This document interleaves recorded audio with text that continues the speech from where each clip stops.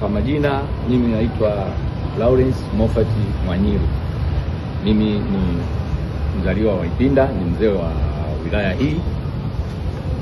Nimekuja kwa niaba ya kumchukulia fomu kijana wetu, mtoto wetu Godlove Jacob Mwakibete. Kwa hiyo lengo na madhumuni tuliojia hapa ni kwamba baada ya kuona vijana ni kundi kubwa sana, mpaka hivi sasa alikuwa na mwakilishi. Kwa hiyo tumeona kwamba mwakilishi ambaye anafaa kama wazee wa Ipinda Jacob Mwakibete. Kwa hiyo tumeona hivyo, na hilo halina shaka kwamba yeye kwanza vijana wamekomboka, kwa sababu watakapata mwakilishi ambaye ni mwalimu wa ujasiriamali kwa vijana, ili vijana wafanye shughuli ambazo ni za kisasa, watoke katika